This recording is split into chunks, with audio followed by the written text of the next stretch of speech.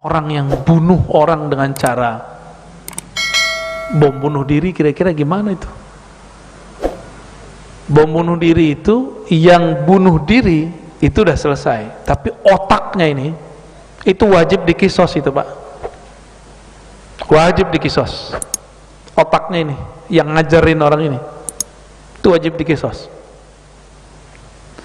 Masih ingat 2000 berapa, sebelum pandemi, di Mesir orang Jumatan di masjid tarekat, masjid Sufi, tarekat Syaziliyah, dibom oleh teroris. 200-an orang mati termasuk anak-anak kecil.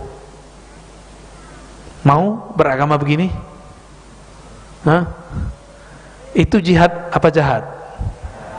Ya, mau membiarkan umat kita begitu. Maka setiap Bapak dengar ada ajaran-ajaran bom bunuh diri, jihad-jihad, langsung pastikan ini barangnya apa ini, ya. Kebanyakan itu bukan jihad yang sebenarnya. Semangat jihad itu tar nanti, ya. Jihad yang fisik. Musuh kita betul-betul jelas. Nanti musuh kita adalah Khawarij, Pak, jelas Pak. Nah, mereka tuh bibit-bibitnya. Nah, kita lagi sedang berjuang bersama guru-guru kita, teman-teman kita yang ahlus sunnah, yang kolbunya ada rahmatan lil alamin, untuk membendung itu semua. Karena kebenaran kita lagi di Indonesia, NKRI, maka NKRI harus jaga, kira-kira gitu. Apapun caranya. Karena negara ini hadiah dari para wali. Ini yang mesti kita ingat-ingat. Negara ini hadiah dari para wali-wali Allah Subhanahu wa ta'ala, ya. Wa katabna alaihim fiha anna an-nafsa bin-nafs. Telah ditetapkan hukum bagi Bani Israel bahwa jika ada satu orang jiwa terbunuh, maka dibunuh, maka dia mesti dibunuh juga. Itu kisos namanya, ya. Tapi hukum Islam bukan berarti misalnya nih, ini bunuh terus bunuh lagi, bukan itu intinya. Intinya adalah menghargai kehormatan jiwa. Makanya sampai sekarang saya nggak habis pikir, kok ada perjuangan seperti ISIS, Jabhatun Nusrah, itu heran kita.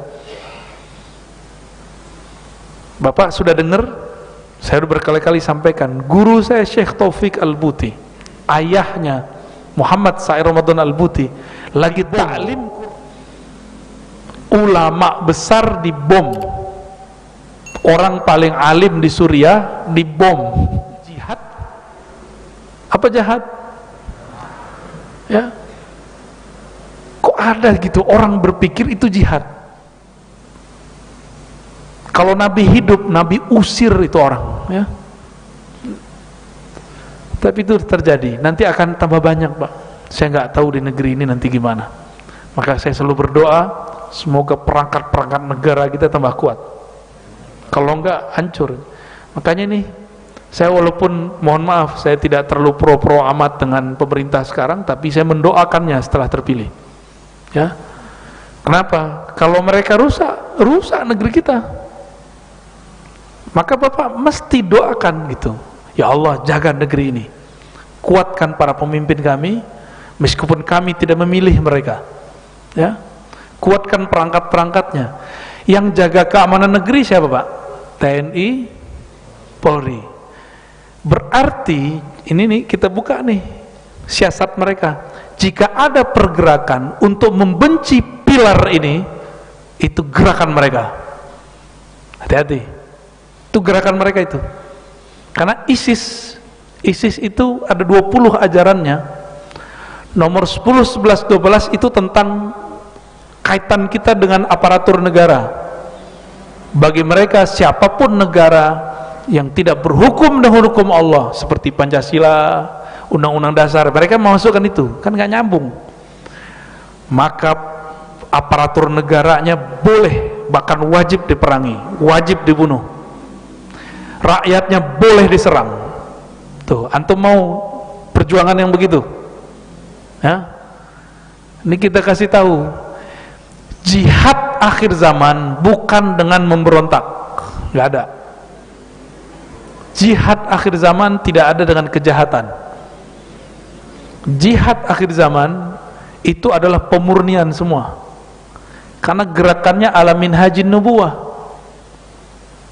Nubuwah itu ilmu ma'rifatullah, mengenal Allah, maka mereka bergerak sesuai isyarat dari Allah, bukan pakai emosi.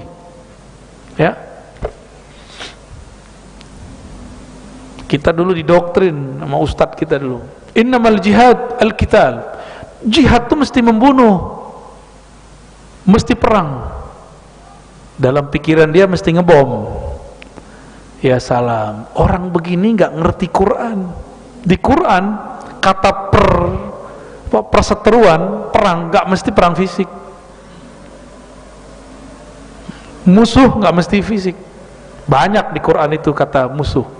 Setan, anak, istri itu disebut musuh. Kalau melawan musuh dengan berperang, boleh nggak bunuh anak istri? Hah? Inna min azwajikum wa auladikum aduwwan lakum fahdharuhum. Hati-hati, anak istri kalian adalah musuh kalian. Terus kalau jihad ngelawan anak istri gimana? Bunuh. Kan stres tuh orang tuh ya. Ada orang datang ke Nabi ingin jihad fisik. Kata Nabi, kamu masih punya orang tua? Iya. Fafihima fajahid. Maka terhadap keduanya berjihadlah. Gimana cara berjihad untuk orang tua? Bunuh mereka. Ya begitu. Ya salam. Itu Sahih Bukhari, Pak. Jadi enggak semua jihad itu qital. Jihad itu ada marhalahnya. Ada pertama marhalah dakwah, marhalah inzar, ya, marhalah jidal. Ujungnya baru qital. Enggak boleh langsung aja.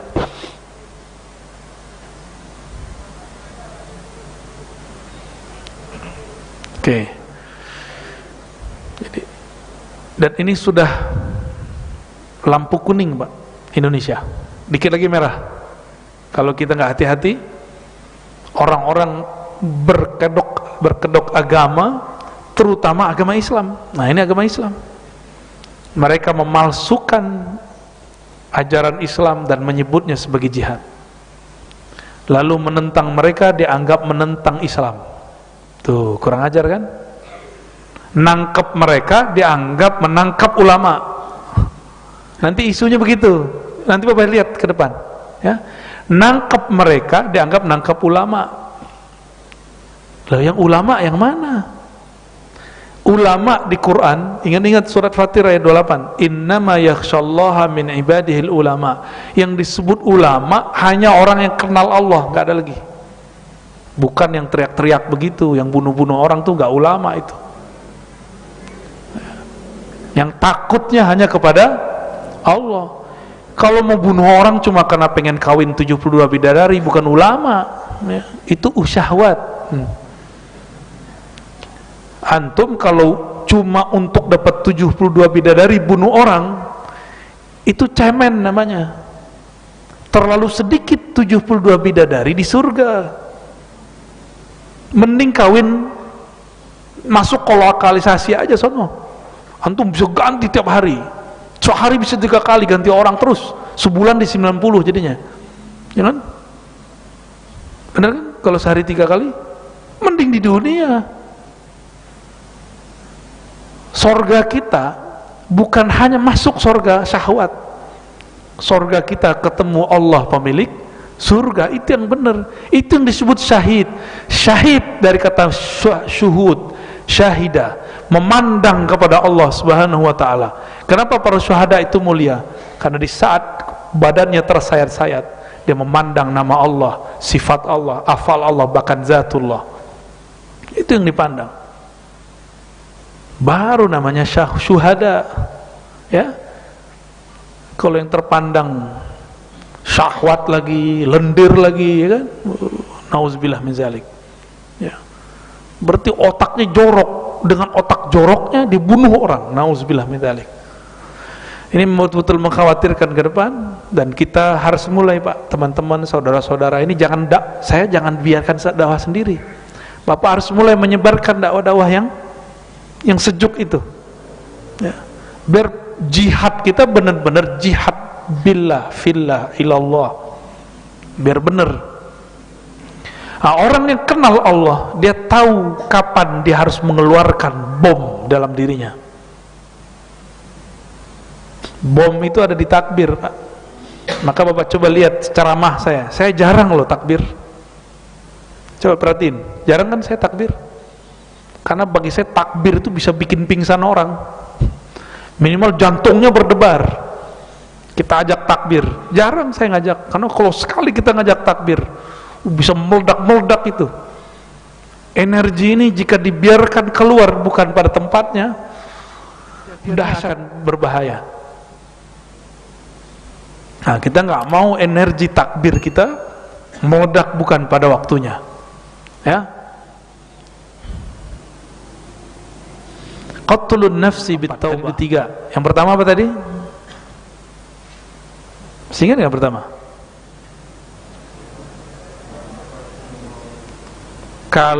Makanya kalau ngaji tulis.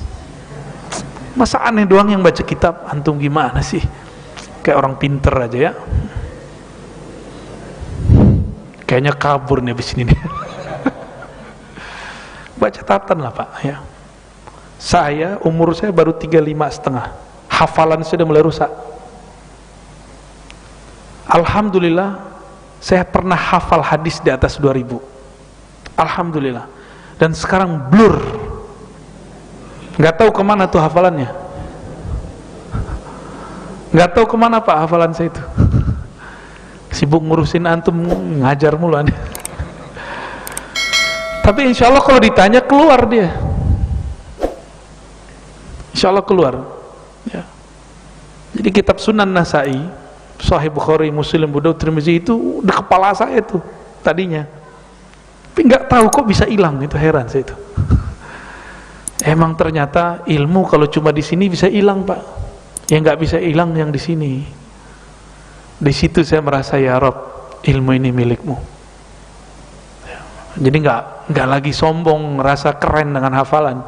Betullah Nabi mengatakan qayyidul ilma bil kitabah. Kalau engkau mau mantap ilmunya, kaitkan dengan menulis. Ya.